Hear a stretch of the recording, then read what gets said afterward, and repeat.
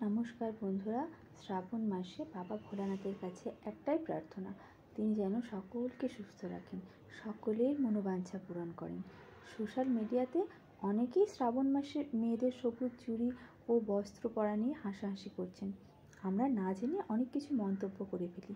পুরাণে বলা আছে, শ্রাবণ মাস ভগবান মহাদেবের জন্ম মাস। এই সময় বৃষ্টির জলে প্রকৃতি হয়ে ওঠে সবুজাভ, শস্য শ্যামলা। বলা হয় এই সবুজ রং বিশুদ্ধতা ও সতেজতার প্রতীক, আর মহাদেবের অত্যন্ত প্রিয় রং এটি। মহাদেব যেহেতু প্রকৃতির প্রতি গভীর অনুরাগী, তাই আরাধ্য আশুতোষকে প্রসন্ন ও তুষ্ট করতে স্বামী, সন্তান ও পরিবারের মঙ্গলের জন্য মেয়েরা এই সবুজ রঙের চুড়ি ও পোশাক পরিধান করে। যারা শ্রাবণ মাসের সোমবার ব্রত করেন তারা অনেকেই এটা জানেন, তবে জায়গা বিশেষে কোথাও এর প্রচলন আছে, কোথাও নেই। এই সবুজ চুড়ি পরা নিয়ে এক প্রচলিত গল্পও আছে।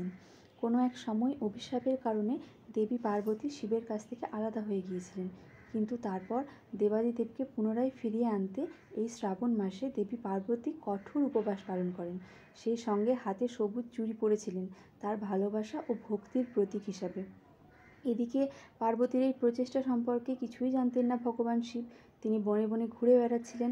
হঠাৎই সবুজ চুড়ি পরা এক সুন্দরী মহিলাকে দেখে তার সৌন্দর্যে মুগ্ধ হন মহাদেব। তখন তিনি সেই মহিলার কাছ থেকে তার পরিচয় জানতে চান এবং তিনি জানতে পারেন ওই মহিলাই দেবী পার্বতী এবং স্বামীকে ফিরে পাওয়ার জন্যই তার এই কঠোর প্রচেষ্টা। তখন মহাদেব আনন্দে আপ্লুত হয়ে দেবীকে সানন্দে গ্রহণ করেন। সেই সঙ্গে তার ভক্তি ও ভালোবাসায় অনুপ্রাণিত হয়ে ভগবান শিব দেবী পার্বতীকে একটি বর দেওয়ার প্রতিশ্রুতি দিয়েছিলেন।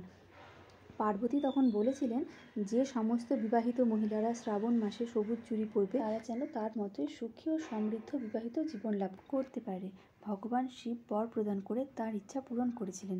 হিন্দু সংস্কৃতিতে অনেক বিবাহিত মহিলাই শ্রাবণ মাসে সবুজ চুড়ি পরেন ঐশ্বরিক দম্পতির আশীর্বাদ লাভ করে সুখী বিবাহিত জীবন অতিবাহিত করার জন্য।